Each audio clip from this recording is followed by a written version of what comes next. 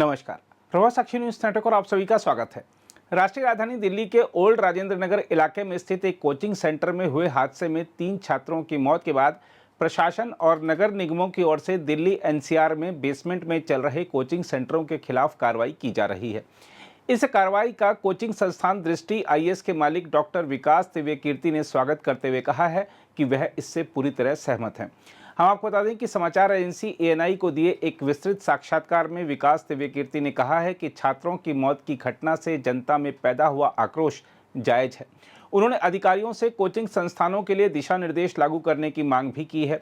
उन्होंने साथ ही यह भी कहा है कि हमें सारी गलती किसी एक पर नहीं थोपनी चाहिए।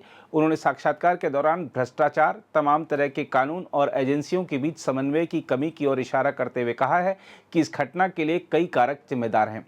उन्होंने साक्षात्कार के दौरान यह भी कहा कि वह अब कभी बेसमेंट में कोचिंग नहीं चलाएंगे। मुझ पर निशाना इसलिए साधा है कि ऐसे मामले में कोई एक बलि का बकरा सबको चाहिए होता है, उससे चीजें थोड़ी आसान हो जाती हैं। प्रशासन के लिए आसान हो जाता है कि हम बच गए, एक का नाम लगा दो। समाज को भी एक सीधी सीधी बात समझ में आती है कि अच्छा एक आदमी मिल गया, यही जिम्मेदार था, तो वो तसल्ली मिल जाती है कि चलो हमें दोषी मिल गया।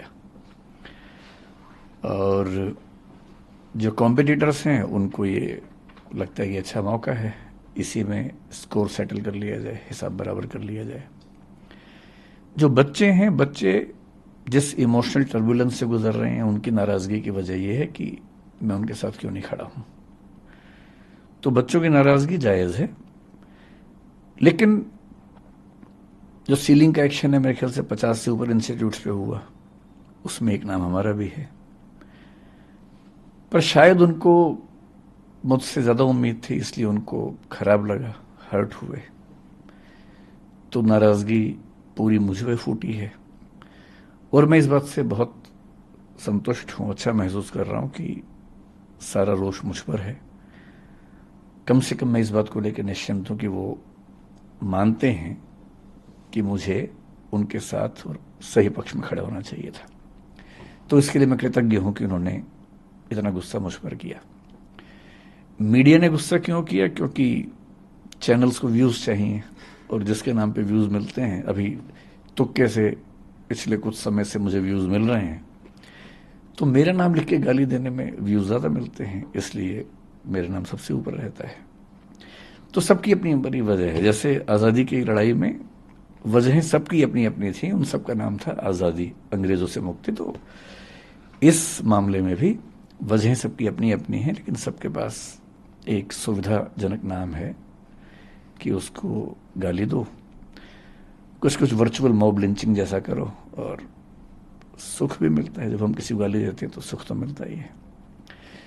तो सब इसलिए पीछे पड़े हैं, सबकी अपनी अपनी वजह हैं, लेकिन ठीक है, जब यूट्यूब ने, सोशल मीडिया ने मुझे प्रसिद्धि दी पिछले 3-4 साल में, मुफ्त में इतनी सारी प्रसिद्धि मिली, तो क्या होता है कि जब कुछ मिलता है तो हमें लगता है कि हम डिजर्व करते थे, और जब कुछ विपरीत होता है तो हमें लगता है कि मेरे साथ ही क्यों हो रहा है। तो जिस तर्क से लोगों ने इतना स्नेह दिया, उसी तर्क से लोगों ने इतनी नाराजगी मुझ पर उड़ेली। लोग एकदम ठीक हैं, गुस्सा एकदम जायज है, पर मेरी अपनी वजह है कि मैं इतना लेट क्यों हुआ। दूसरा सवाल आपका यह है कि मैंने इतने समय तक कोई प्रतिक्रिया क्यों नहीं दी। इसकी 2 वजह हैं। एक तो मेरा स्वभाव, क्योंकि मैं भावनात्मक मामलों में बहुत मुखर और एक्सप्रेसिव नहीं हूं। 3 बच्चों की डेथ हुई, दर्दनाक मृत्यु हुई, उस दिन से मेरे घर में हम लोग, आपको बड़ा आश्चर्य होगा, जो पिछले 2 दिन में हो रहा है उससे मुझे परेशानी लगभग नहीं के बराबर है।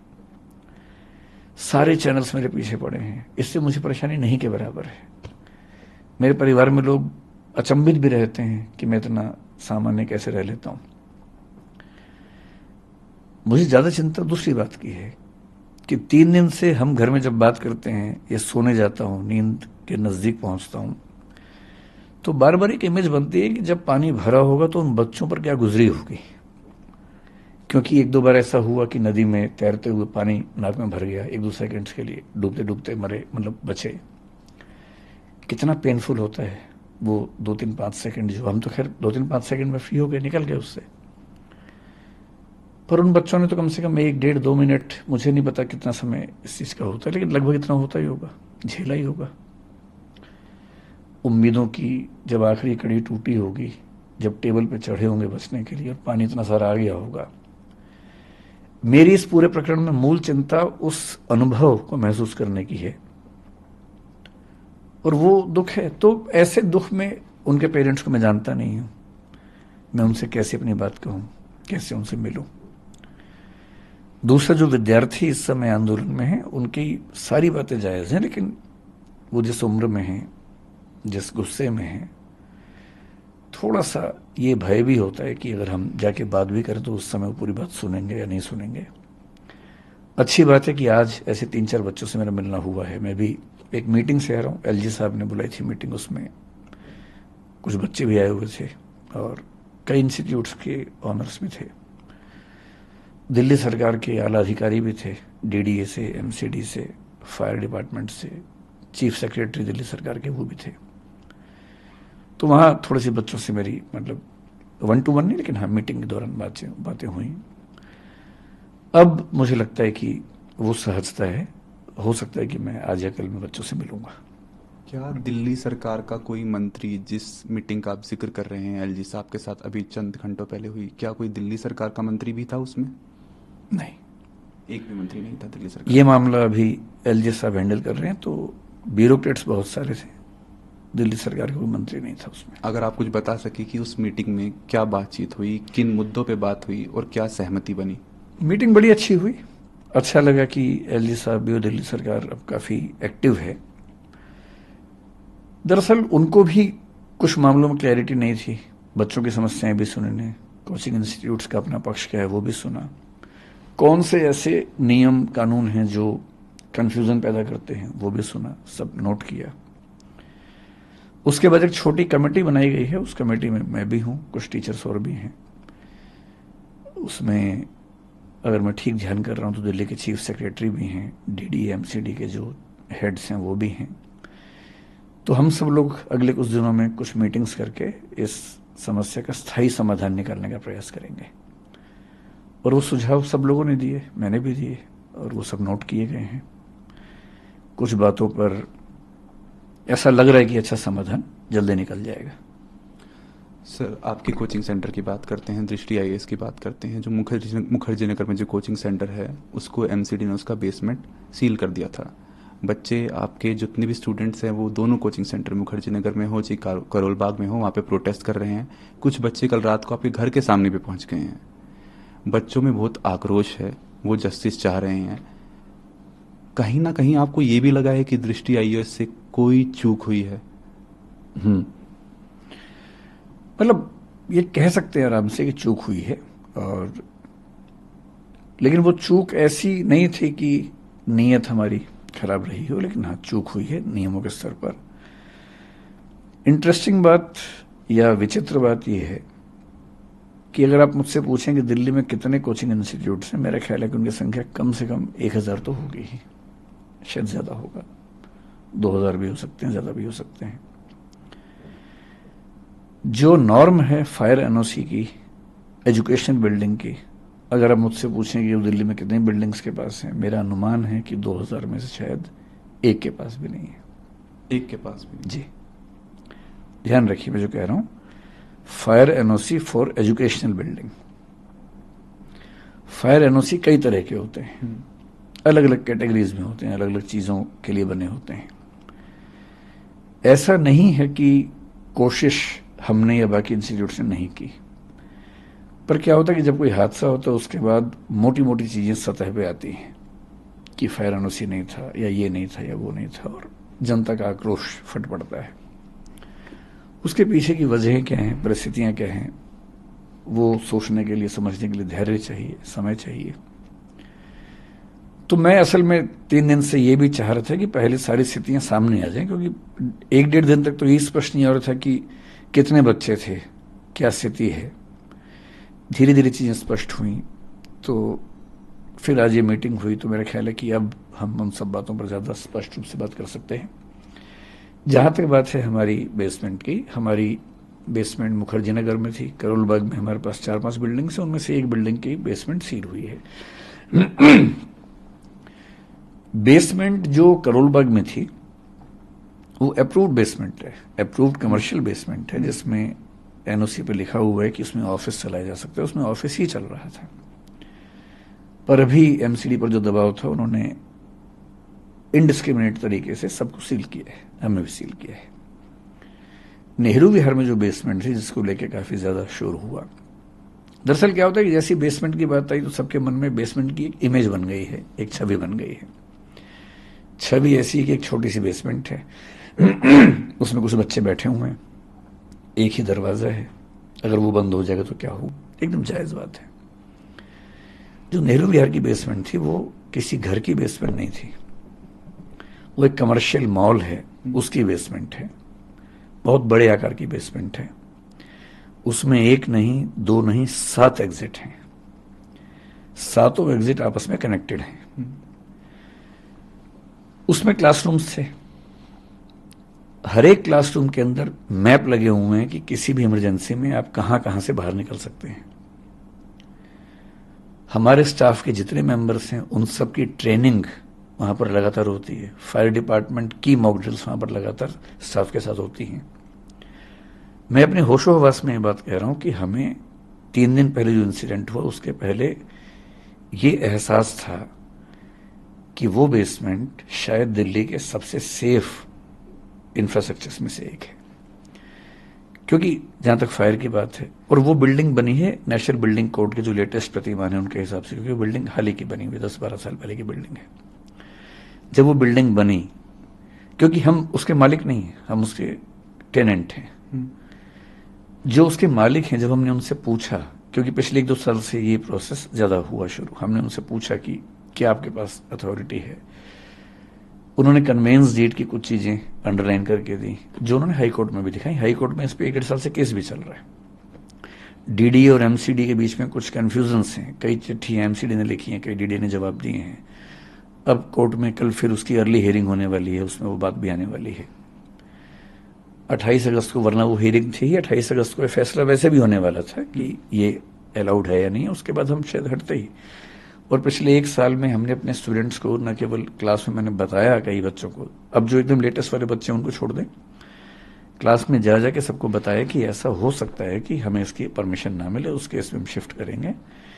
यहां तक कि उनसे आज से करीब 1 साल पहले की बात होगी, उनसे हमने ऑनलाइन एक फॉर्म भरवाया कि उस केस में वो कहां जाना पसंद करेंगे, करोल बाग जाना पसंद करेंगे, यहां रहना पसंद करेंगे, या अभी तय नहीं कर पा रहे हैं, बाद में तय करेंगे। वो डेटा हमारे पास पूरा है कि उन बच्चों ने 1 साल पहले क्या क्या वोट भरा, और सहमति ये थी कि अभी सरकार में वो हाईकोर्ट में केस चल रहा है, जैसे उस पर कोई निश्चित निष्कर्ष आएगा उसके बाद हम उस तरह से काम करेंगे। हमें ऐसा लगता था कि जो चिंता ज्यादा फायर की है, और ऐसा पिछले साल हुआ भी था। दिल्ली में एक घटना हुई थी, कुछ साल पहले सूरत में हुई थी, अभी गुजरात में 1-2 घटनाएं और घटी हैं कि गेमिंग जोन में अचानक आग लगी। दिल्ली में जिस तरह की गर्मी इस साल थी, उस समय हम भगवान से प्रार्थना करते थे कि किसी इंसिडेंट में कोई हादसा ना हो जाए, क्योंकि इतनी गर्मी थी, रात दिन एसी चल रहे थे, उतना लोड उठाना बड़ा मुश्किल होता है। मुखर्जी नगर की बात नहीं है, पूरी दिल्ली में जहां जहां कोचिंग इंस्टीट्यूट्स हैं, आप कहीं जाके सर्वे करके देखिए, अधिकांश इंस्टीट्यूट्स में केवल एक एंट्री एक एग्जिट है, एक ही रास्ता है। सबसे बड़ी चिंता, उसी रास्ते पर मीटर लगे हुए बिजली के। जो पिछले साल दिल्ली की एक संस्था में आग लगी, जिसमें कुछ बच्चों को 3rd फ्लोर से जंप लगाना पड़ा, चोटें लगी, लेकिन गनीमत है कि कोई कैजुअलिटी नहीं हुई। क्या हुआ था उसमें? एक ही रास्ता है, उसमें मीटर है, उसमें आग लग गई, धुआं ऊपर गया, और शुरू में बच्चे ऊपर छत पे नहीं जा पा रहे थे, बाद में खैर दरवाजा खुला, वो चले गए वहां पर, लेकिन तब तक कुछ बच्चे जंप लगा चुके थे। चाहे सूरत हो चाहे कुछ भी हो, मूल खतरा आग से होता है। और दिल्ली में जब गर्मी पड़ती है, और जब सर्दियां पड़ेंगी, सर्दी में फिर हीटर चलेंगे बहुत ज्यादा, गर्मी में विशेष रूप से 1 महीना इतनी दिक्कत रहती है। और इस साल हमने पहली बार ऐसा किया, सॉरी मेरा गला थोड़ा खराब है, इस साल हमने पहली बार ऐसा किया कि गर्मियों में बच्चों को ये कह के लगभग 15 दिन या 1 महीने की छुट्टियां दी, ऑनलाइन क्लास करवाई कि गर्मी ज्यादा है, कहीं इस समय ऐसा ना हो कि एसी चलने से कोई आग लग जाए, हादसा हो जाए। ये पहली बार हुआ। और 3-4 इंस्टीट्यूट जो मेरे परिचय में थे उस समय, मैंने उनसे भी निवेदन किया था कि गर्मियां ज्यादा हैं और कहीं कोई दिक्कत ना हो तो आप भी हो सके तो छुट्टियां करें या ऑनलाइन क्लास करें कुछ दिनों के लिए। हमारे जहन में ये बात कभी आई नहीं थी कि पानी भर सकता है। आज से 3 साल पहले केवल एक घटना हुई जब दिल्ली में यमुना का पानी बहुत बढ़ा।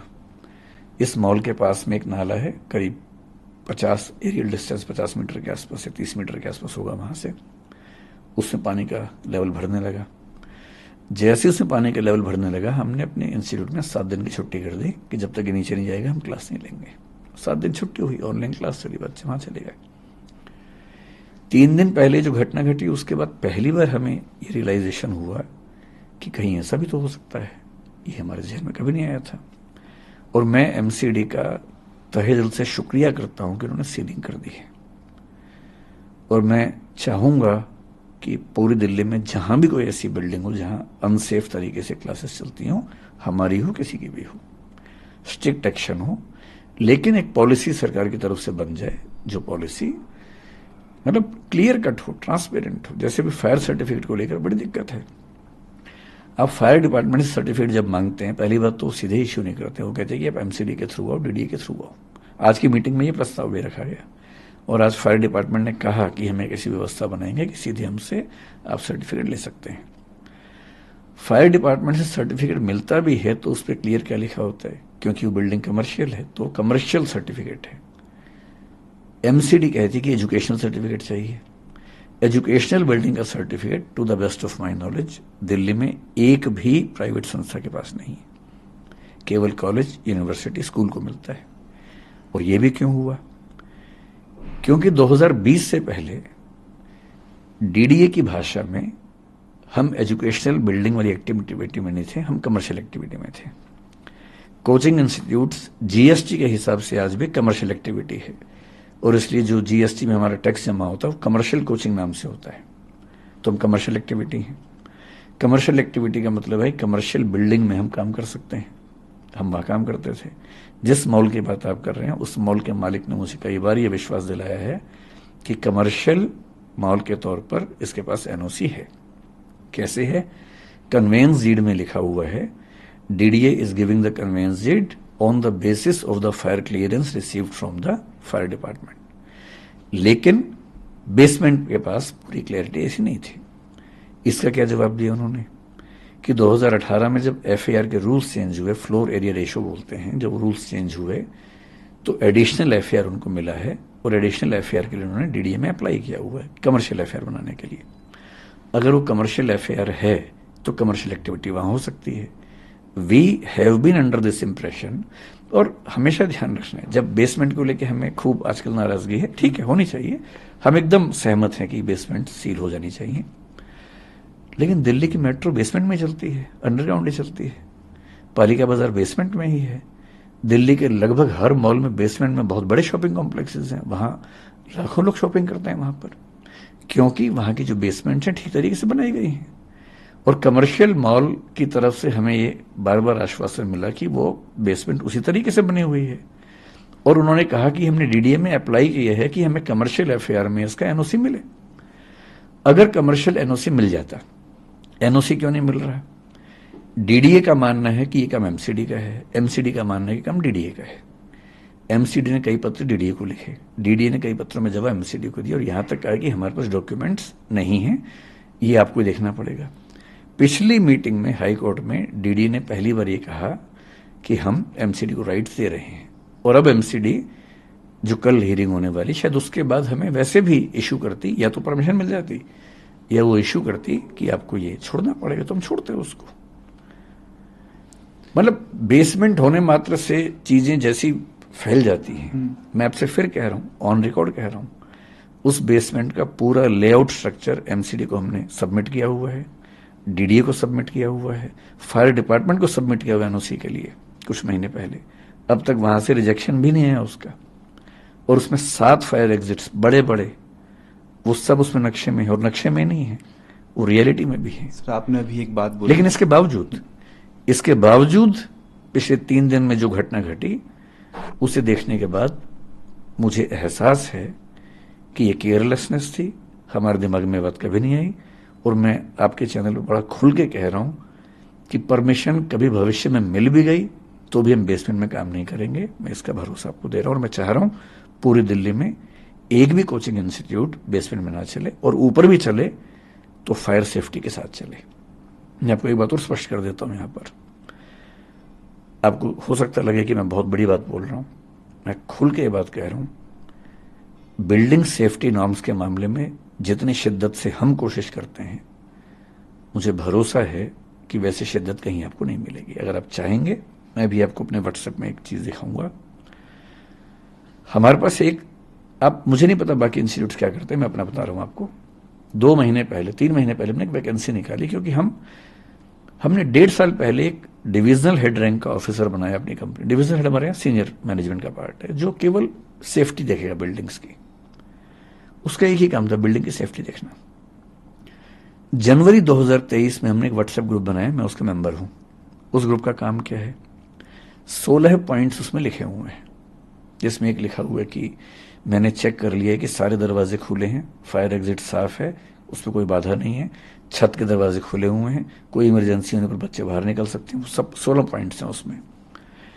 ये 16 के 16 पॉइंट्स पे हमारी हर बिल्डिंग के बिल्डिंग इंचार्ज को रोज, ये मैं महीने की बात नहीं कर रहा हूं, रोज की बात कर रहा हूं, एक अपडेट डालना होता है कि मैंने ये सारे 16 पॉइंट चेक कर लिए हैं, ये सारे ठीक हैं, अगर इसके बाद भी कोई दिक्कत आती है तो मैं इसके लिए जिम्मेदार हूं।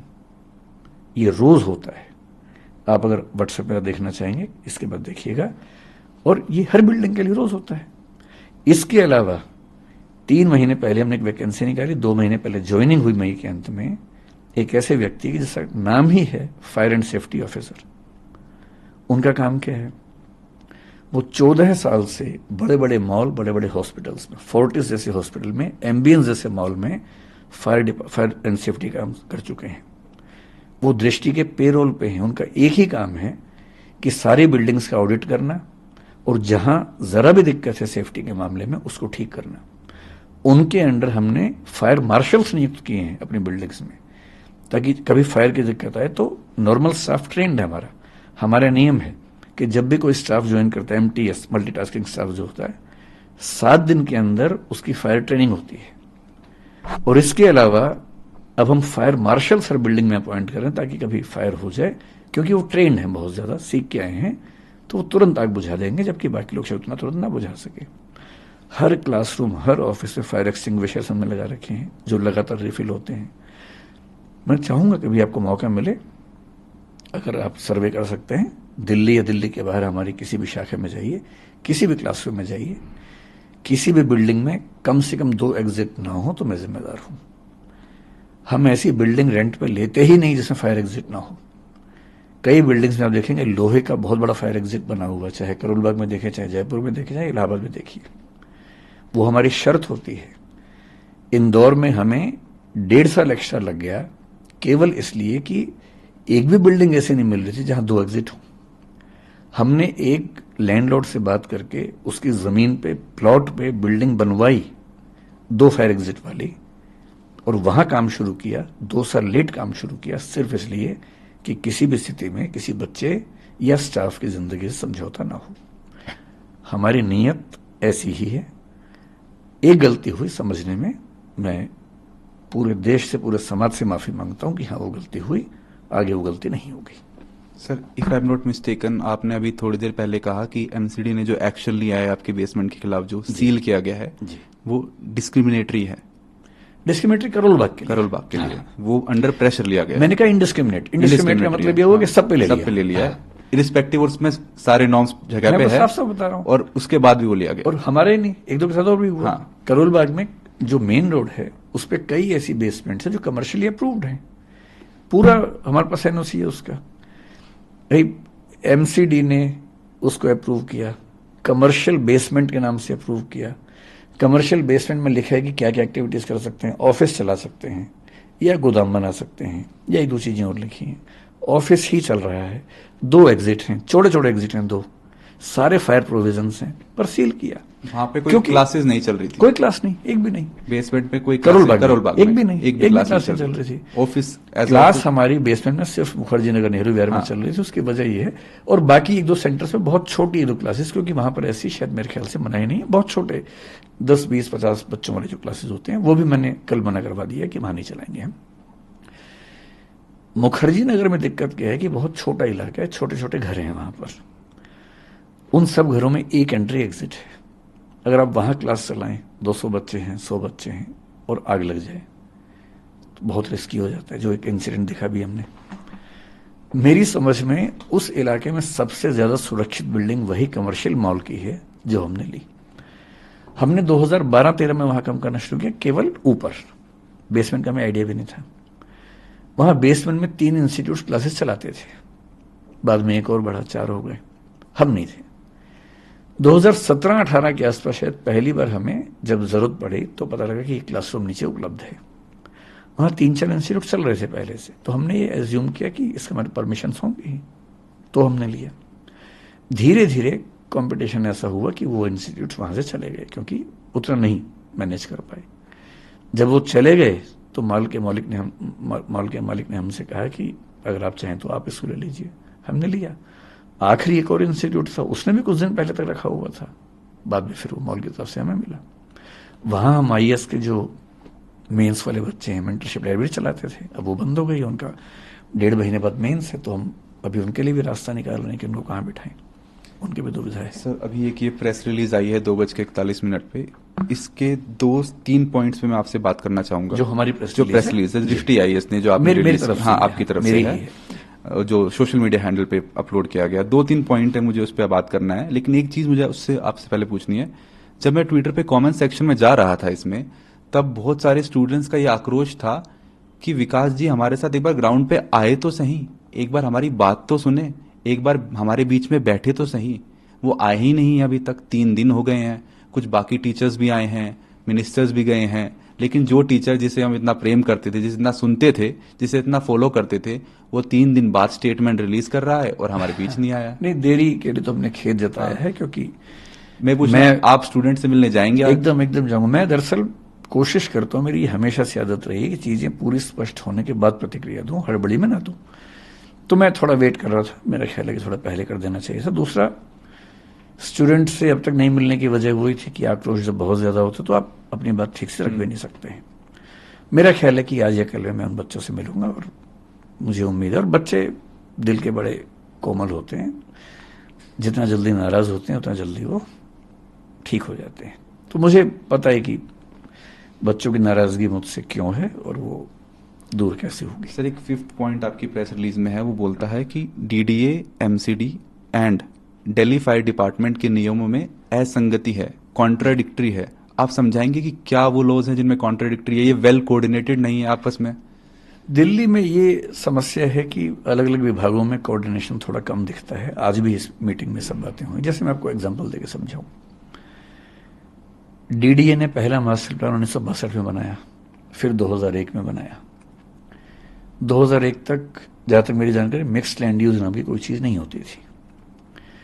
2005 या 6 की बात है कि सुप्रीम कोर्ट ने एक आदेश दिया कि दिल्ली में जो भी commercial activities non commercial area में चल रही हैं वो सब सील होंगी। सब कुछ सील होने लगा। कोचिंग इंस्टीट्यूट्स भी हुए, बाकी एक्टिविटीज भी हुई। इतना विरोध हुआ कि उसमें फिर दिल्ली की सरकार को प्रस्ताव रखना पड़ा, संसद को एक्टिव होना पड़ा, और तब उस समय 2008 में पहले संसद ने थोड़ा सा रिलीफ दिया, और उसके बाद 2008 में या 9 में master plan of Delhi MPD 2021 लेके आए, जो पारित हुआ। उस मास्टर प्लान में यह कहा गया कि अब से 3 तरह के एरियाज होंगे, कमर्शियल, रेजिडेंशियल और mixed land use. Mixed land use का मतलब यह है कि जो रेजिडेंशियल हैं पर उनमें कमर्शियल एक्टिविटीज भी चल सकती हैं, एक निश्चित परसेंटेज से चल सकती हैं। अगर आप MPD पढ़ेंगे, मास्टर प्लान ऑफ दिल्ली 2021 का पढ़ेंगे, चैप्टर 15 उसका इन एक्टिविटीज के बारे में है। 15.7.1 और 15.7.3 ब्रैकेट में 7, इनको ध्यान से पढ़िए। 15.7.1 साफ साफ कहता है कि coaching institutes mixed land area में अलाउड हैं, प्रोवाइडेड कि सड़क इतनी चौड़ी होनी चाहिए। इतना ही नहीं, वो ये भी कहता है कि अगर सड़क इतनी चौड़ी है, मेरे ख्याल से 60 फीट के आसपास की बात है, तो मिक्स्ड लैंड यूज नहीं है तो भी अलाउड है। ये वो कहता है up to 2/3 FAR of the building. जैसे बिल्डिंग में अगर FAR मान लीजिए 303 है, मान लीजिए FAR 3 फ्लोर पे, इसे मतलब 3 होता है, तो 2 फ्लोर पे कोचिंग चल सकती है, साफ साफ लिखा हुआ है। उसमें केवल एक सवाल है कि बेसमेंट में चल सकता है या नहीं। 15.7.3.7 कहता है कि बेसमेंट में कोचिंग इंस्टीट्यूट चल सकता है प्रोवाइडेड कि उनके पास रिक्वायर्ड NOC हो। ठीक, ये लिखा हुआ है। NOC एजुकेशनल बिल्डिंग का MPD में जिक्र नहीं है उस चीज का। ये बात मैं 2008 की कर रहा हूं। 2008 के बाद क्या हुआ, अब उसके तहत मिक्स्ड लैंड यूज में बहुत सारे इंस्टीट्यूट चलने लगे। फायर NOC की जरूरत है या नहीं, इसके लिए हम क्या पढ़ेंगे, हम दिल्ली फायर डिपार्टमेंट के जो रूल्स हैं, फायर एक्ट है 2007 का, फायर रूल्स हैं 2010 के, आप खुद रेफर कीजिए, मैं सारे आपको तथ्य बता रहा हूं। फायर रूल्स में रूल नंबर 27 पढ़ लीजिए, साफ साफ क्या कहता है। रूल नंबर 27 साफ साफ कहता है कि अगर कोई बिल्डिंग रेजिडेंशियल है और 15 मीटर तक की है तो उसको NOC नहीं चाहिए। अगर कोई बिल्डिंग कमर्शियल है और 15 मीटर तक की है तो उसको NOC नहीं चाहिए। ऐसे आपके पास वही डॉक्यूमेंट है क्या? मुझे याद है पूरा, मैं आपको ऐसे सुनाया था। पर वो एक बात कहता है कि अगर कोई बिल्डिंग एजुकेशनल है तो उसको 9 मीटर तक NOC नहीं चाहिए, 9 मीटर के ऊपर NOC चाहिए। ये रूल नंबर 27 में लिखा हुआ है। अब क्या स्थिति है, जो कोचिंग इंस्टीट्यूट्स हैं, हम मान के चल रहे हैं कि रेजिडेंशियल एरिया में या कमर्शियल एरिया में चल रहा है। भारत सरकार GST में कमर्शियल कोचिंग उनको बोलती है, तुम कमर्शियल एक्टिविटी माने जाते हैं। अगर हम मॉल की बात करें तो 15 मीटर से ऊंचा नहीं है वो।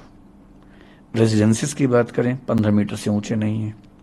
पिछले 10 साल में जिसने फायर डिपार्टमेंट से NOC मांगा, एक ही जवाब आया कि आपको जरूरत नहीं है।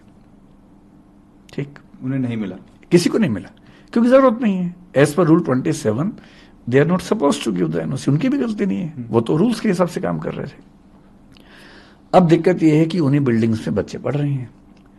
कोचिंग इंस्टीट्यूट्स को रेगुलेट करने के लिए अब तक कोई अथॉरिटी नहीं है, कोई कानून नहीं है। जैसे कॉलेज के लिए है, स्कूल के लिए है, यूनिवर्सिटी के लिए है, कोचिंग के लिए नहीं है। अभी भारत सरकार ने एक प्रपोजल दिया है, क्योंकि एजुकेशन कॉन्करेंट सब्जेक्ट है तो सेंटर अपनी ताकत थोपने से बचता है। वो राज्यों से बोलते कि आप नियम बनाओ, एक पॉलिसी फ्रेमवर्क दिया, राज्यों से कहा कि आप इसके बेस से पॉलिसी बनाइए। अभी तक मेरे ख्याल से किसी राज्य ने बहुत सीरियस स्टेप नहीं लिए। हालांकि कुछ राज्यों ने, बिहार ने, उत्तर प्रदेश ने, शायद राजस्थान ने पहले से एक पॉलिसी बना रखी थी अपनी। अब स्थिति यह है कि कोचिंग चल रही है, फायर NOC की जरूरत नहीं है क्योंकि रूल ये कहता है। पिछले साल एक घटना घट गई दिल्ली में। जब वो घटना घटी तो सबको चिंता हुई, वो भी लाजमी बात है, चिंता होनी चाहिए। तो सीलिंग शुरू हुई, कोर्ट में केस गया, हाई कोर्ट ने सुओ मोटो कॉग्निजेंस लिया और हाई कोर्ट ने केस लिया। उसकी वजह से चीजें बड़ी दुरुस्त हुई, क्योंकि हाई कोर्ट जब इन्वॉल्व हुआ तो चीजें ठीक होनी थी, क्योंकि हाई कोर्ट तो सबसे पूछ सकता है। जो कोऑर्डिनेशन की कमी है हाई कोर्ट में तो नहीं होती, वो वहां तो सब इकट्ठे होते हैं। तो हाई कोर्ट ने पूछा कि क्या प्रावधान है।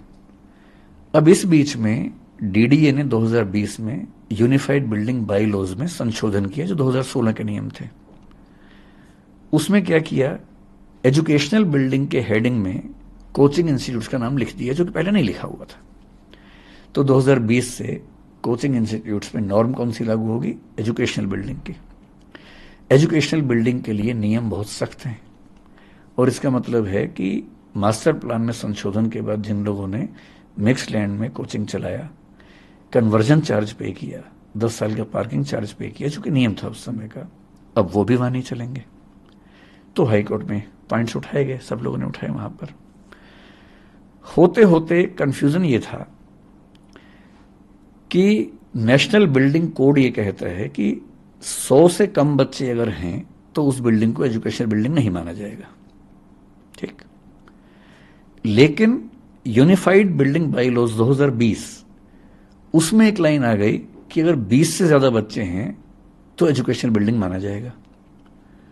अब एक ही राज्य में 2 कानून अलग अलग बात कह रहे हैं। इसका मतलब ये हुआ कि 20 से ज्यादा बच्चे, अगर 30 बच्चे हैं तो एक कानून के हिसाब से एजुकेशनल बिल्डिंग है, एक के हिसाब से नहीं है।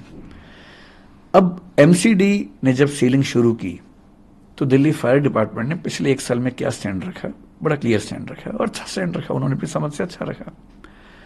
उन्होंने कहा कि एजुकेशनल बिल्डिंग के लिए जो फायर नॉर्म्स है रूल 27 में, वो ये हैं कि अगर 9 मीटर तक की बिल्डिंग है तो वहां तक हमें एनओसी नहीं चाहिए।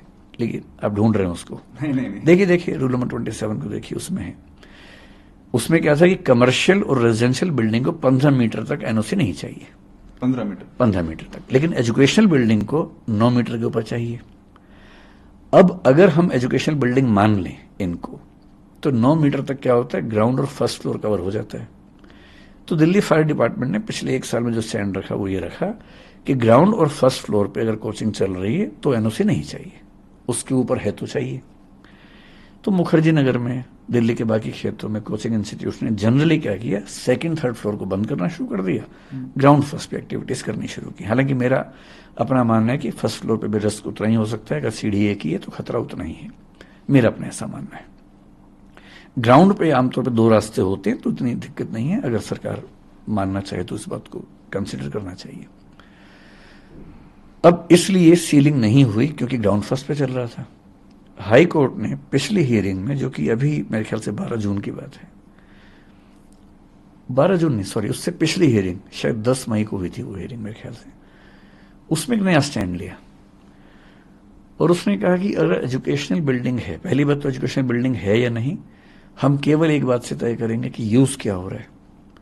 अगर यूज हो रहा है एजुकेशन का तो एजुकेशनल बिल्डिंग होगी, और एजुकेशनल बिल्डिंग हो तो फ्लोर चाहे कोई भी हो, फायर एनओसी होना चाहिए। और फायर एनओसी कौन सा होना चाहिए, एजुकेशनल बिल्डिंग वाला होना चाहिए। और एजुकेशनल बिल्डिंग वाला फायर एनओसी मेरी जानकारी में दिल्ली में एक भी प्राइवेट इंस्टीट्यूट के पास नहीं है। 2000 में से मतलब मेरे अनजाने में 2-4 के पास किसी तरह से हो तो हो, मेरी जानकारी में एक के पास भी नहीं है। विकास जी, सारी बातें एक तरफ, लेकिन हकीकत तो ये है कि 3 बच्चे मर गए एकदम। वो 3 बच्चे नहीं है, 3 फैमिलीज हैं जी। उनसे बहुत सारे लोग जुड़े हुए हैं, काफी सपने थे, यूपीएससी में जाएंगे, सिविल सर्वेंट बनेंगे।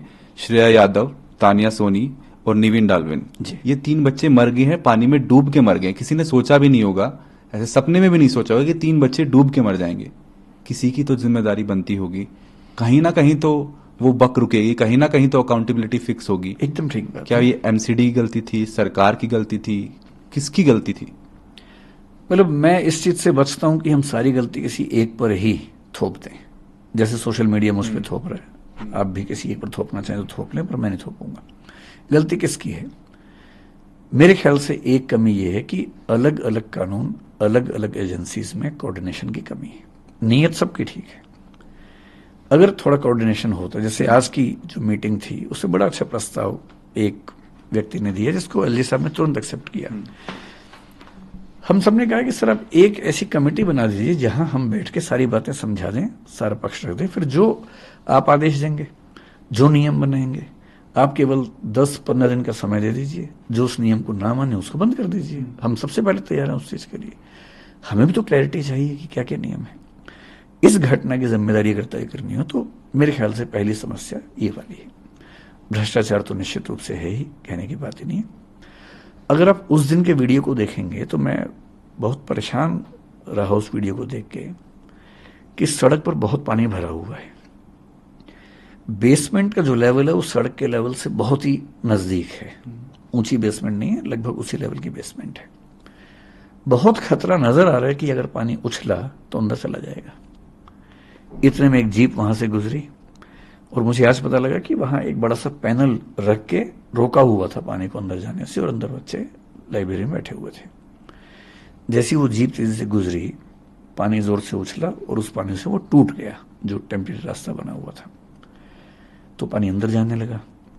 तब भी हमें दुविधा थी कि अचानक इतना पानी कैसे गया होगा, क्योंकि अगर 30-40 बच्चे थे और पानी आते हुए देखेंगे तो शायद निकलने का रास्ता रहता। एक तो दरवाजा बंद हुआ जो बायोमेट्रिक होने की वजह से हुआ, ये बहुत बड़ी समस्या हुई। दूसरा जो आज उन बच्चों ने बताया उस मीटिंग में वो ये था कि पानी एक खास गति से जा रहा था और बच्चे बाहर निकल रहे थे और अनुमान था कि निकल भी जाएंगे, किताबें लेके निकल रहे थे क्योंकि पानी इतना था कि उनको लगा किताबें छोड़ के निकलेंगे तो बचेगा नहीं कुछ। इतनी देर में पानी के बहाव से जो एग्जॉस्ट फैन था, वो जो एरिया था, वो भी टूट गया। और जैसे ही वो टूटा, पानी का पूरा बांध एक साथ अंदर गया। और उन बच्चों की बात जो मैं समझ पाया कि कमर तक के पानी से सिर के ऊपर तक पानी जाने में केवल शायद 50 सेकंड या 1 मिनट लगा। ये इतना कम टाइम था कि इतने टाइम में शायद हम में से कोई भी ना सोच पाता ना निकल पाता। फिर एलजी साहब ने आज बड़ी अच्छी बात उसमें ये भी कही कि वहां जो सीवर लाइन्स थी वो इलीगल कंस्ट्रक्शन से, एंक्रोचमेंट से कवर हो गई थी। ये भी एक समस्या है। एंक्रोचमेंट भी ऐसे तो नहीं होते हैं, उसमें भी कहीं ना कहीं तो कोई ना कोई शामिल होगा ही होगा।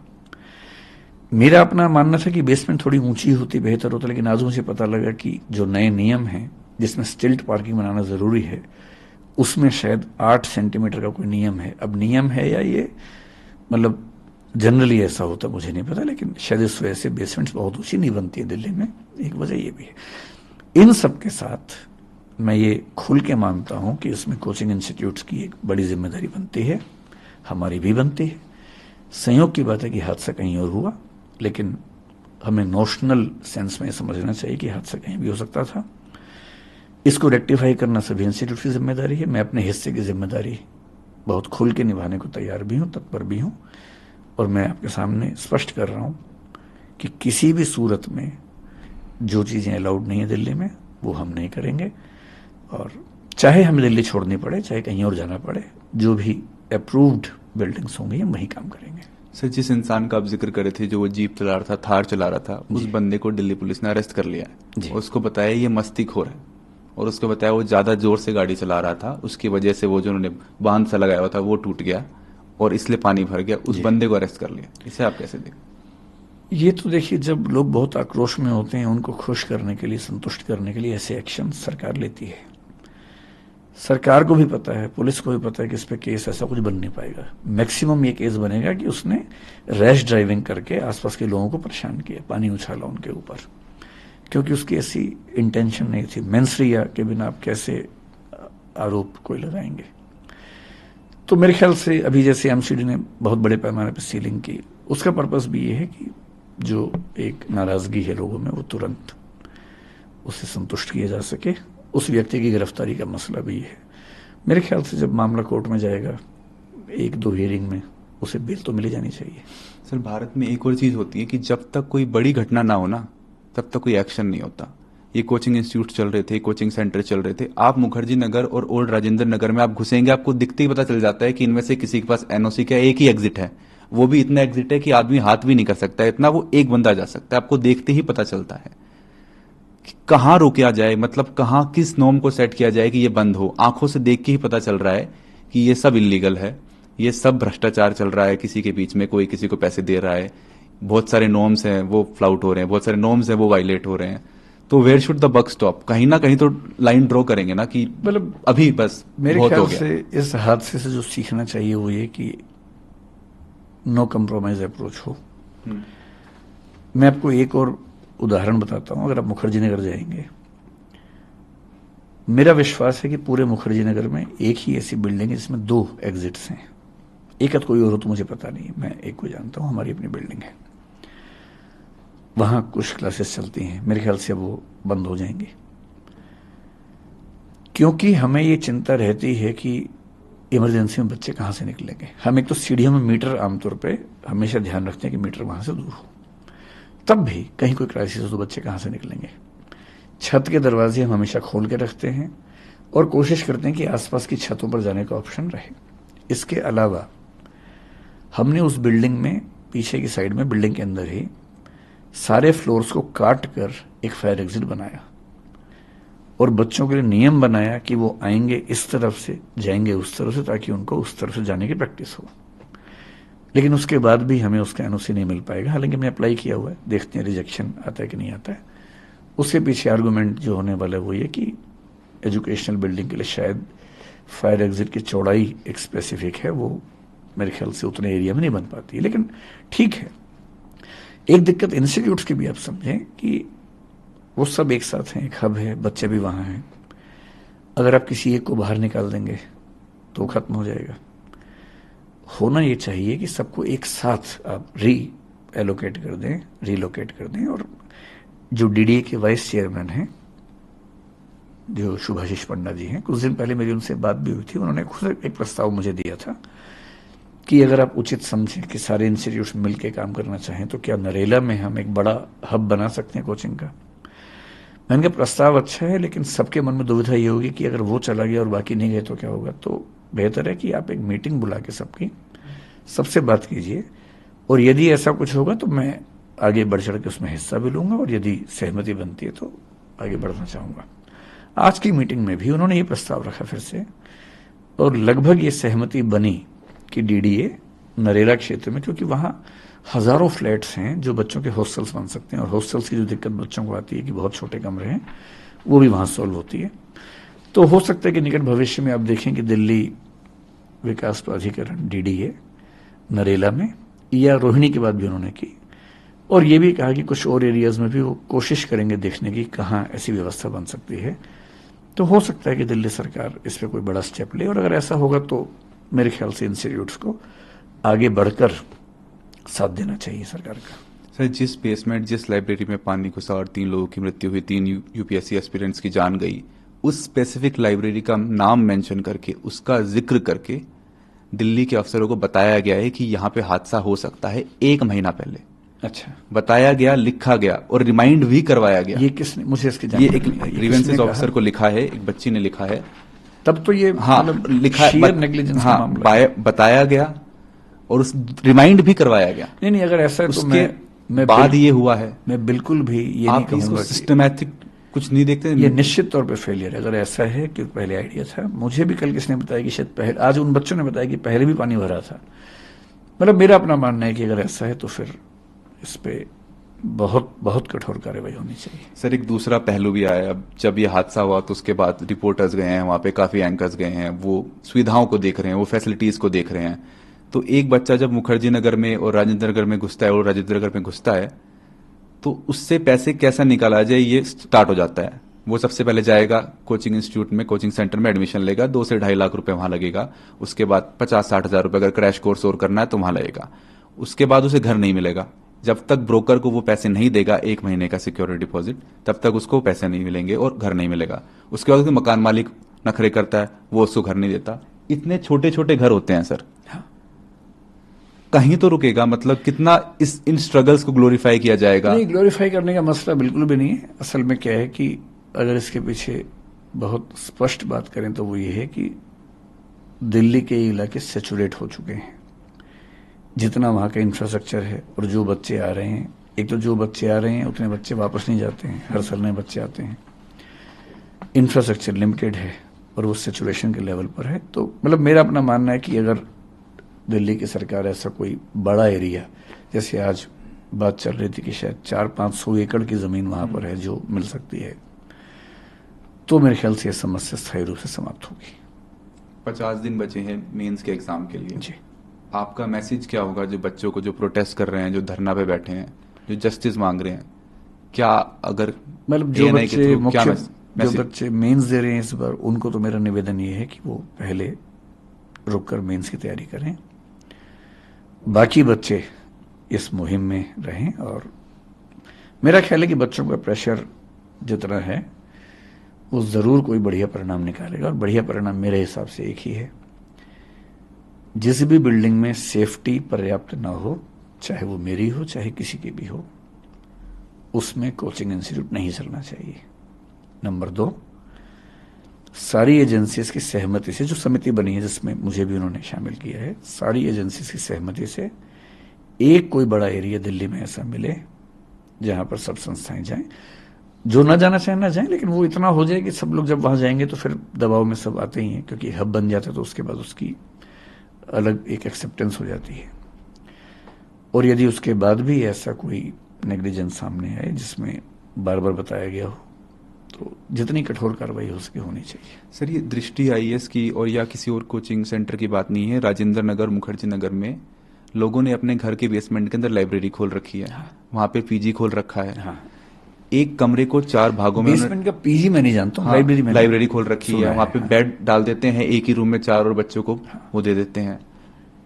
खेल 1000 से ज्यादा। नहीं, इसका वही मूल कारण वही हाँ। है कि जो बच्चे हैं बहुत ज्यादा रहने की जगह है नहीं, तो फिर वो लोग उस तरह से खेलते हैं। क्या ये सब एमसीडी सरकार को नहीं दिख रहा है या आंख अच्छा, आप मूंद उस ली? एंगल से बात हाँ। कर रहे हैं तो निश्चित रूप से जो हॉस्टल्स हैं, पीजीज हैं, उनके लिए भी नॉर्म्स उतने स्ट्रिक्ट होने चाहिए जितने स्ट्रिक्ट कोचिंग के लिए, क्योंकि हम जो कोचिंग इंस्टीट्यूट वाले होते हैं उनका हॉस्टल से कोई ऐसा लिंक नहीं होता है, सिवाय इसके कि हमने एक अस्मिता स्कीम चला रखी है जिसमें हम बच्चों का रहना खाना अपने स्तर पे उठाते हैं। अभी दिल्ली में ऐसे करीब 500 से 600 बच्चे इस समय हैं जिनका रहना खाना हम देखते हैं। तो हम कुछ पीजी ओनर से बात करते हैं, हम कुछ उनको लिस्ट देते हैं कि ये शर्तें हैं, ये आप पूरी करेंगे तो हम पेमेंट करेंगे, तो उन शर्तों को पूरा करते हैं, जिसमें ये साफ सफाई और इमरजेंसी में बाहर निकलने का रास्ता, वो सब चीज़ें हम उनसे पूछते हैं।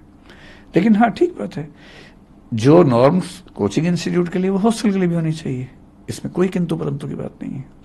और ये भी ध्यान रखना है कि कोचिंग इंस्टीट्यूट में तो बच्चा जैसे एक बार उसने फीस दी, लेकिन रहना है उसको 3 साल तक, और दिल्ली में मेरे ख्याल से 20-25 हज़ार से कम में 1 महीने का खर्चा नहीं चलता किसी बच्चे का।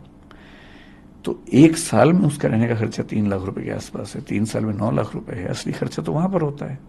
तो थोड़ी सुविधाएं भी ठीक हों। तो यदि हम किसी ऐसे स्थान पर शिफ्ट हो जाएं, सब लोग, बच्चे भी, जहां थोड़े खुले खुले हॉस्टल्स हों, धूप हवा भी आती हो, और कोचिंग इंस्टीट्यूट भी थोड़े बड़े एरिया में हो, बेसमेंट की नौबत ना हो, सीढ़ियां कम से कम 2-2 हर फ्लोर पे हो इमरजेंसी के लिए, सबके लिए अच्छा है। और हो सकता है कि इस मामले में पहल हम करें, हम पीछे नहीं हटेंगे। हजारों बच्चे पढ़ने आते हैं, आईएएस की तैयारी करने आते हैं, आईपीएस की तैयारी करने आते हैं, सिविल सर्विसेज की तैयारी करने आते हैं मुखर्जी नगर में और ओल्ड राजेंद्र नगर में। जब वो पास आउट हो जाते हैं, जब वो आईएएस आईपीएस बन जाते हैं, क्या किसी एक बच्चे ने नहीं सोचा कि इन सारी प्रॉब्लम्स को मैं एड्रेस करूं, बड़े पैमाने पे दिखाऊं, लोगों को जागरूक करूं, बताऊं कि क्या सब चल रहा है यहाँ पे, कैसे सेफ्टी की धज्जियां उड़ाई जा रही हैं, कैसे फैसिलिटीज प्रोवाइड की जा रही है। क्या किसी एक इंसान ने भी नहीं सोचा? नहीं, ऐसा नहीं है। कुछ सिविल सर्वेंट्स ऐसा सोचते होंगे, जरूर अपनी बात रखते भी होंगे। कभी कभी ऐसा भी होता है कि जो लोग यहाँ से पढ़ के जाते हैं वही वापस आके यहाँ काम भी करते हैं। अभी भी मैं ऐसे कुछ सिविल सेवकों को जानता हूँ जो दिल्ली में पोस्टेड हैं, उन एरियाज में पोस्टेड हैं। लेकिन क्या होता है ना कि जैसे मान लीजिए कोई आईएएस है और वो भी काम कर रहा है, मान लेते कि डीएम है, पर डीएम के पास बड़े फैसले करने की अथॉरिटी नहीं है, क्योंकि उसमें डीडी भी इन्वॉल्व है, एमसीडी भी है, फायर सर्विस भी है। वो अकेला क्या करेगा? सुझाव दे सकता है। ये स्टेप्स उस लेवल पर संभव हैं जब कोई व्यक्ति चीफ सेक्रेटरी के आसपास के पद पे हो।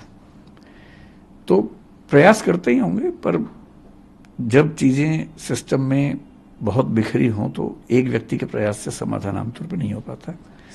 मैं उन पे आरोप क्यों लगाऊंगा? कुछ न कोशिश करते ही अभी होंगे। ब्लेम गेम भी तो चल रहा होता है। दिल्ली सरकार के मंत्री हैं जो बोल देते हैं कि ये एलजी साहब ने किया है, उनके अंडर आता है। वो बोल देते हैं ये उनके अंडर आता है। दिल्ली का जो एडमिनिस्ट्रेटिव स्ट्रक्चर है वो इस समय देश में सबसे यूनिक है। जो मुख्यमंत्री और एलजी के बीच में रिस्पॉन्सिबिलिटी की शेयरिंग है वो बड़ी अनक्लियर है। सुप्रीम कोर्ट का एक आदेश है, उसके बाद एक उस पर ऑर्डिनेंस आया, एक्ट आया, तो ये खींचतानी चलती रहती है। और ये दुर्भाग्य है कि दिल्ली में चीजें इस वजह से फंस जाती हैं। दिल्ली सीएम और दिल्ली एलजी के बीच में जो रिफ्ट है उसका भुगतान दिल्ली के लोग कर रहे हैं, कहना गलत तो नहीं होगा? मैं इस पर टिप्पणी करने से बचूंगा, क्योंकि अभी ये मामला जिस तरह से बढ़ रहा है, मैं चाहता हूं कि इस पर फैसले बड़े हो जाएं। इन झगड़ों में उलझने से हो सकता है कि वो चीज थोड़ी सी हल्की पड़ जाए। ठीक है। फिलहाल मेरी रुचि इसमें कम है कि पावर सीएम के पास ज्यादा है कि एलजी के पास ज्यादा है। मेरी रुचि इसमें है कि अभी जो माहौल है, इस माहौल में समाधान निकल जाए और चीजें ठीक हो जाए। सो जब से ये घटना हुई है, 3 बच्चों की मृत्यु हुई है, तब से लोगों ने मूवीज पे भी बोलना स्टार्ट कर दिया। ये एस्पिरेंट्स बना, कोटा फैक्ट्री बना। उन्होंने बोला कि आप ग्लोरीफाई कर रहे हो स्ट्रगल को, एक टाइप का रोमांटिसाइजेशन हो रहा है। आप बच्चों को बता रहे हो कि आप कैसे भी हालात में पढ़ोगे, पहले साल नहीं तो दूसरे साल नहीं तो तीसरे साल आपका यूपीएससी क्लियर हो ही जाएगा। क्यों ना ऐसी कहानियां बताई जाए जिसमें क्लियर होता ही नहीं है, and how do they end up in their lifes. ठीक बात है। मैं आपको केवल अपनी जानकारी के लिए बता रहा हूं। मैं जब भी बच्चों की क्लास लेता हूं, आमतौर पे पहले 1 महीने में एक क्लास के लिए जाता हूं, ओरिएंटेशन क्लास के लिए। जनरली मैं बच्चों को हर बार ये स्पष्ट करता हूं कि 12 लाख लोग फॉर्म भरेंगे, 5 लाख प्रीलिम्स देंगे, 1 लाख सीरियस होंगे, उनमें से 1000 का होगा। गारंटी बिल्कुल नहीं है। और यदि कोई इंस्टीट्यूट ये कहता है कि वो करवा ही देगा, तो सवाल है कि उसका खुद का क्यों नहीं हुआ। मतलब मेरा ही प्रॉपर IAS तो नहीं हुआ, LID हुआ। तो ये तो झूठ बात। दूसरी बात रही फिल्म की, अगर आपका इशारा उस फिल्म की तरफ है जिसके साथ मैं जुड़ा हुआ था, वो फिल्म मेरे दिमाग का हिस्सा नहीं थी। 2 व्यक्तियों के जीवन पर उनके एक मित्र ने उपन्यास लिखा जो कि मेरे स्टूडेंट थे। एक बड़े प्रोड्यूसर डायरेक्टर ने उस पर फिल्म बनानी चाहिए। स्क्रिप्ट पे 2 साल काम करने के बाद मुझे कंसल्ट किया गया और मैंने मैत्री भाव से कंसल्टेशन उसमें दी। इतना ही मामला है। मतलब मेरा मानना है कि दोनों तरह की कहानियां जरूरी हैं। कुछ लोगों ने स्ट्रगल करके अचीवमेंट हासिल की, इसकी भी, और कुछ लोग स्ट्रगल करके नहीं अचीव कर पाए तो उन्होंने जिंदगी कैसे गुजारी, इसकी भी कहानी आनी चाहिए। दोनों कहानियां जरूरी हैं। सर, अब फायर NOC की बात कर रहे थे, हम बात कर रहे थे कि फ्लडिंग भी हो सकती है, फायर NOC भी लेने चाहिए, लेकिन अर्थक्वेक का क्या? एकदम आ सकता है। और अर्थक्वेक आया तो 2, 3, 4 नहीं 400-500 जाने जा सकते आज हैं। ही LG की मीटिंग के बाद एक वरिष्ठ सिविल सेवक, वहीं उनसे मेरी बात चल रही थी, दिल्ली में ही काम करते हैं, बहुत सीनियर सिविल सर्वेंट हैं। उन्होंने मुझसे अनौपचारिक बातचीत चल रही थी मैत्री वाले भाव से, उन्होंने मुझसे जो बात कही, जो बात हम समझते हुए, उन्होंने कहा कि ये वाटर वाली बात, फायर वाली बात पे हमारा फोकस है क्योंकि ये दिक्कतें दिख रही हैं, दूर होनी चाहिए। लेकिन जिस दिन दिल्ली में बड़ा भूकंप आ गया, उन्होंने कहा कि पूरी दुनिया में ऐसी त्रासदी नहीं हुई होगी जितनी यहां होने वाली है। और मैं फिर आपसे एक बात कह रहा हूं, अभी कोचिंग इंस्टीट्यूट्स घेरे में हैं तो बात चल रही है। मैं आपको कुछ और बातें बताता हूं, उन पर भी फोकस कर लीजिए थोड़ा सा। दिल्ली में ऐसे हजारों रेस्टोरेंट्स होंगे जिनमें जाने का एक रास्ता है, जहां खूब खाना पीना भी है, ड्रिंक्स भी हैं, अल्कोहल तो बहुत जल्दी आग पकड़ता है। एक रास्ता है। शाम के समय जो कम उम्र के बच्चे हैं, 80, 100, 150 बच्चे वहां पर होते भी हैं, डांस भी कर रहे होते हैं, कभी कभी स्मोक भी कर रहे होते हैं। एक चिंगारी कभी लग गई तो क्या होगा, आपको अंदाजा है इस चीज का? इसके अलावा दिल्ली में पिछले 3 या 4 बड़े फायर इंसिडेंट्स को ध्यान से याद कीजिए। कोचिंग इंस्टीट्यूट में एक हुआ जिसमें किसी की मृत्यु नहीं हुई थी पिछले साल। उसके पहले नरेला में एक इंसिडेंट हुआ, नरेला में हुआ या मतलब उपहार सिनेमा भी हुआ। उपहार तो बहुत पहले की बात हो गई। उसके बाद पिछले 4 साल में, 5 साल में 2 इंसिडेंट्स हुए जिनमें करीब 30, 40 से ज्यादा व्यक्तियों की जान गई। पर क्योंकि वो मजदूर थे इसलिए उनकी बात बहुत ज्यादा उठी नहीं, किसी ने की नहीं उनकी बात, क्योंकि वो एक ऐसी बिल्डिंग में सो रहे थे, एक ही रास्ता था, वो नीचे से आग लग गई। जो अभी हाल ही में भारत के बाहर भी एक घटना घटी, बहुत से भारतीयों की जान गई जिसमें। अर्थक्वेक बहुत बड़ी त्रासदी होगा। फायर, फ्लड से ज्यादा फायर की चिंता हमें आमतौर पर लगती है क्योंकि फायर दिल्ली में होने का खतरा ज्यादा होता है। और पुराने जो बाजार हैं, चांदनी चौक हो, कोई बाजार हो, छोटी छोटी गलियों में जब आप ऊपर चढ़ते हैं एक दुकान में जहां 1 लाख साड़ियां टंगी हुई हैं, जहां 50 सैकड़ों महिलाएं साड़ी खरीद रही हैं, भगवान ना करे कभी कुछ हुआ तो क्या होगा? बहुत सारे प्रश्न हैं। दिल्ली का विकास बहुत सिस्टमैटिक सिटी के रूप में नहीं हुआ, चंडीगढ़ की तरह से नहीं हुआ है। 1962 के मास्टर प्लान में उन पुराने इलाकों को एग्जम्पशंस दी गई हैं ताकि वहां बिजनेस हार्म ना हो। एग्जम्पशन तो ठीक है, बिजनेस इंटरेस्ट में है, लेकिन जब आग लगती है तो वो एग्जम्पशन नहीं देती है। तो मैं जो विनम्र निवेदन करना चाह रहा हूं कि ऐसा नहीं है कि बारूद के ढेर पर सिर्फ कोचिंग इंस्टीट्यूट्स बैठे हैं, पूरी दिल्ली बैठी है।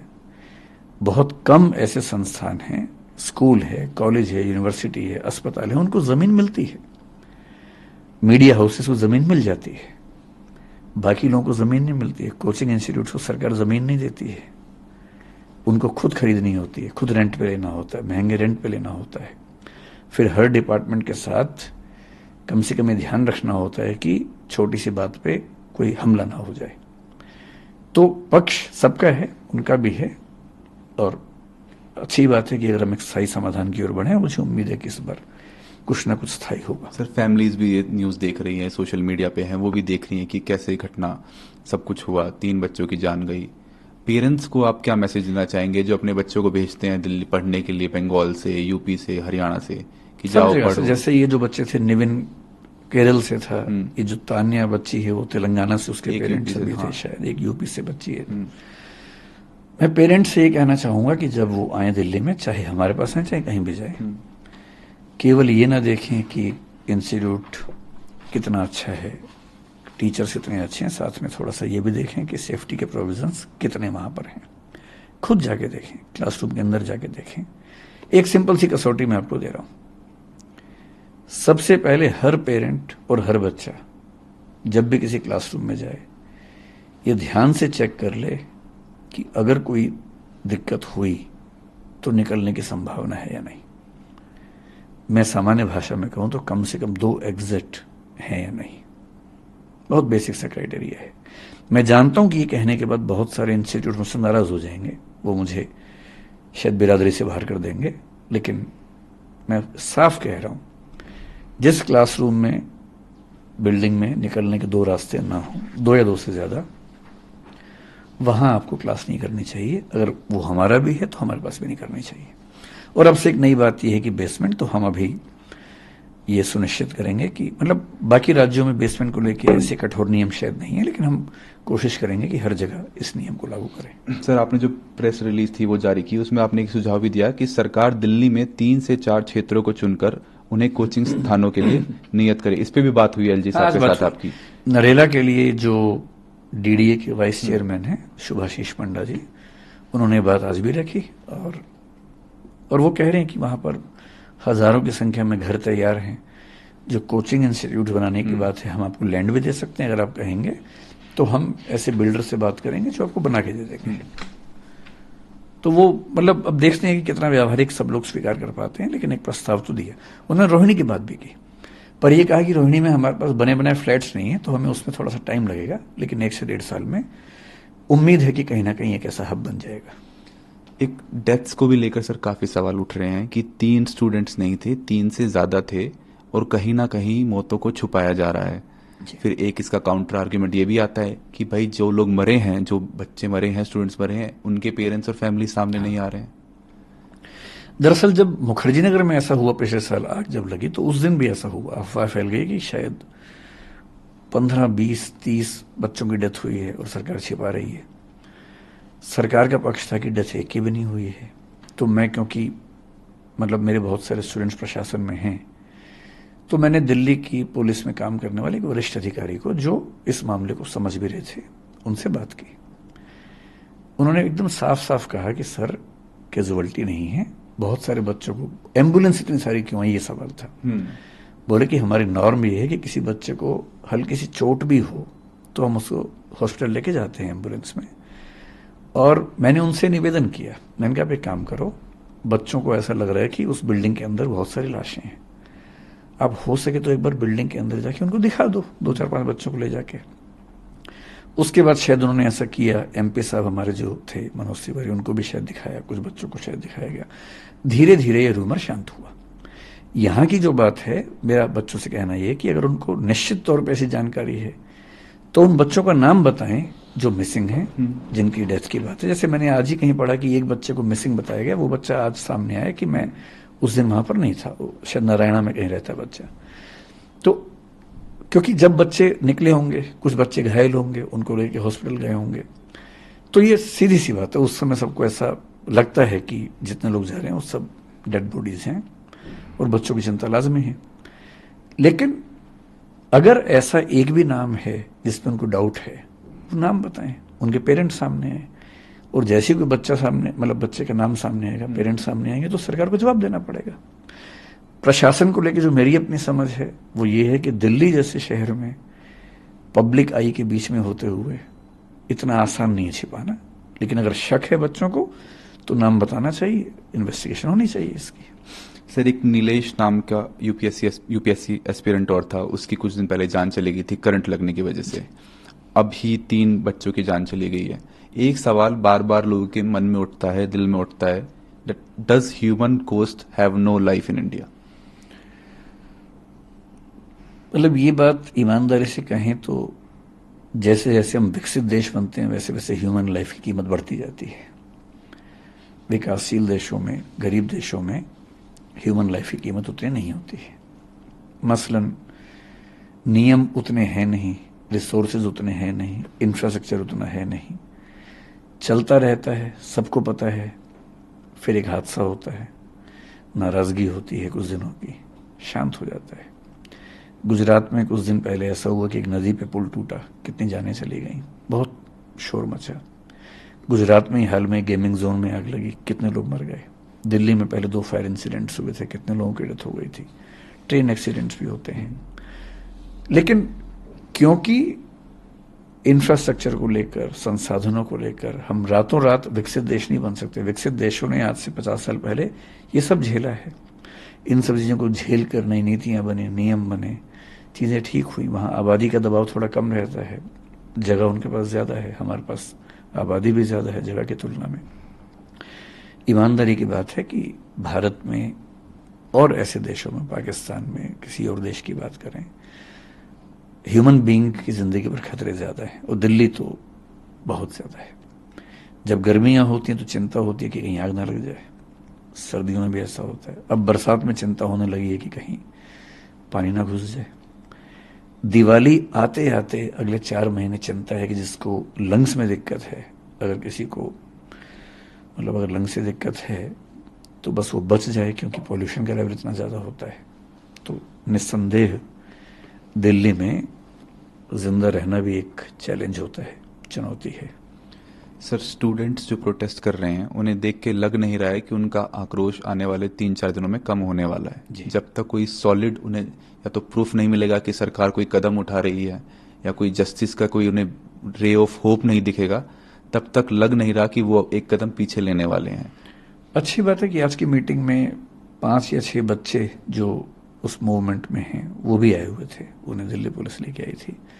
वो भी इस पूरे प्रोसेस के भागीदार हैं। और जो कमेटी बन रही है उस कमेटी में बच्चों का पार्टिसिपेशन भी है। एक बार मैं आपको उस कमेटी में कौन कौन है अगर आप बता पाए तो? बच्चे, एलजी साहब ने जो उस समय कहा था मैं बहुत एग्जैक्टली ध्यान नहीं कर पा रहा हूँ, लेकिन 4-5 इंस्टीट्यूट्स के लोग थे, जिनमें एक मैं भी था। बच्चों की तरफ से 1 या 2 लोग रहने वाले हैं। जो दिल्ली के चीफ सेक्रेटरी हैं, मेरे ख्याल से वो कमेटी के चेयरमैन होने वाले हैं। और अगर मैं ठीक याद कर पा रहा हूँ तो एमसीडी के कमिश्नर और डीडीए के वीसी या उनके प्रतिनिधि उस कमेटी में होंगे, और दिल्ली फायर सर्विस के भी। सर, ये इंटरव्यू खत्म करना चाहूंगा। आपका एक आखिरी मैसेज, जो बच्चे जो प्रोटेस्ट कर रहे हैं, जो न्याय की मांग कर रहे हैं, आप उनसे एएनआई के थ्रू क्या कहना चाहेंगे? आखिरी मैसेज। मैं कहना चाहूंगा कि ये जो आक्रोश है ये बहुत रैंडम ना रहे, एक व्यवस्था सुधारने का माध्यम बने। और उसमें कुछ लोगों को कीमत चुकानी होगी, उनको चुकानी चाहिए, चाहे वो हम हों, चाहे एमसीडी वाले हों, कोई भी हो। और अगर इस आक्रोश की बदौलत वो दिल्ली में एक ऐसी रेगुलेटरी बॉडी बनवा लेते हैं कोचिंग इंस्टीट्यूट्स के लिए जो सब चीज़ों का नियमन करे, हॉस्टल्स के बारे में भी ध्यान से उनकी शिकायतों को सुने, समाधान करे। और यदि कोई एक ऐसा प्लेस मिल जाता है, क्योंकि कोचिंग इंस्टीट्यूट्स की वहाँ कॉस्ट काफ़ी कम होगी। अभी करोल बाग वगैरह में किराए इतने ज़्यादा हैं कि उनकी भी बहुत दिक्कतें हैं। ऐसा नहीं है कि उनके पास परेशानियां नहीं हैं। जब नई जगह पे होंगे किराए उनके बहुत कम हो जाएंगे, खर्चा भी कम हो जाएगा, फीस भी कम हो जाएगी, रहने की दुविधा भी कम हो जाएगी, हवा धूप वो सब चीज़ें भी मिलेंगी। तो अब मतलब वो कहते हैं ना कि दुष्यंत कुमार की भाषा में कि हो चुकी है पीर पर्वत सी पिघलनी चाहिए। पीड़ा जो है पहाड़ जैसी हो गई है, इस हिमालय से कोई गंगा निकलनी चाहिए। ये बच्चे भगीरथ बन सकते हैं, इस हिमालय से गंगा निकाल सकते हैं।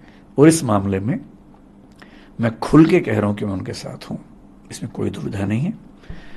और साथ में इतना ही नहीं, बल्कि मैंने आज एलजी साहब से भी बात की। एलजी साहब ने निवेदन किया कि जिन बच्चों की मृत्यु हुई उनके माता पिता की स्ट्रगल्स भी हैं, तो हम तो सरकार की तरफ से जो मदद कर सकते हैं करेंगे, आप लोग भी करेंगे तो अच्छा होगा। मैंने उनको वायदा किया एलजी साहब को कि हम आगे बढ़ के मदद करना चाहेंगे, बशर्ते कि उनके पेरेंट्स ऐसा चाहें, उनको अपमान ना लगे। तो हम आज या कल में उन बच्चों से मिलेंगे, उन बच्चों के थ्रू उन बच्चों के पेरेंट्स से मिलेंगे जिनकी मृत्यु हुई, बात करेंगे। यदि संभव हुआ तो हम कोशिश करेंगे उनके घाव पर थोड़ी सी मरहम लगा सकें। अगर आप भी लेना चाहते हैं देश दुनिया की तमाम जानकारी तो आज ही सब्सक्राइब करें हमारे चैनल को। साथ ही नीचे दिए बेल आइकन को जरूर दबाएं ताकि हर अपडेट आप तक पहुंच सके।